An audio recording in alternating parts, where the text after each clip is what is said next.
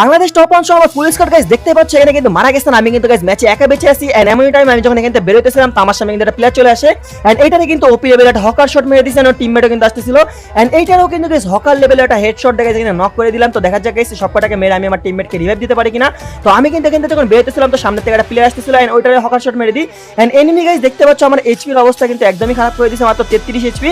তো আমি কিন্তু এখন মেডিকেট করবো বাট মেডিকেট কিন্তু এখানে আমার এনিমি করতে দিতেছে না, আকাশ থেকে একটা নাম ছিল। তো এইটারও কিন্তু আমি এখানে নক করে ফেলি আর নক করার পর আমার কাছে কিন্তু টোকেন হয়ে যায়। তো আমি কিন্তু যাবো আমার টিমমেটকে এখন বাঁচাইতে। তো বাঁচাইতে যাওয়ার সময় দেখতে পাচ্ছ আরো একটা এনিমি চলে আসে এন্ড আমার কিন্তু এইচপি একদম কিন্তু নাই করে দেয়। তো দেখা যাক আমি এই প্লেয়ারটারে মেরে আমি আমার টিমমেটকে এখানে রিভাইভ দিতে পারি কিনা। আর এখানে দেখতেই পাচ্ছ সুন্দরী চাচা কিন্তু আমার উপরে রাশ করে দিয়েছে, তারও কিন্তু আমি নক করে দিয়েছি এন্ড সুন্দরী চাচার টিমমেট কিন্তু এখনই চলে আসে এন্ড আমার উপরে কিন্তু রাশ করে দেয়। তো দেখতে পাচ্ছ আমার অবস্থা কিন্তু একদমই খারাপ এন্ড প্লেয়ারটা কিন্তু আমার শটে চলে আসছে। এমনই অবস্থায় আমি কিন্তু ফুললি রেড নাম্বার একটা শট মেরে দিই এন্ড এই ম্যাচটা কিন্তু অস্থির লেভেলের একটা ম্যাচ ছিল। তো যারা যারা দেখতে চাও অবশ্যই পিন করা ভিডিওটা দেখতে পারো।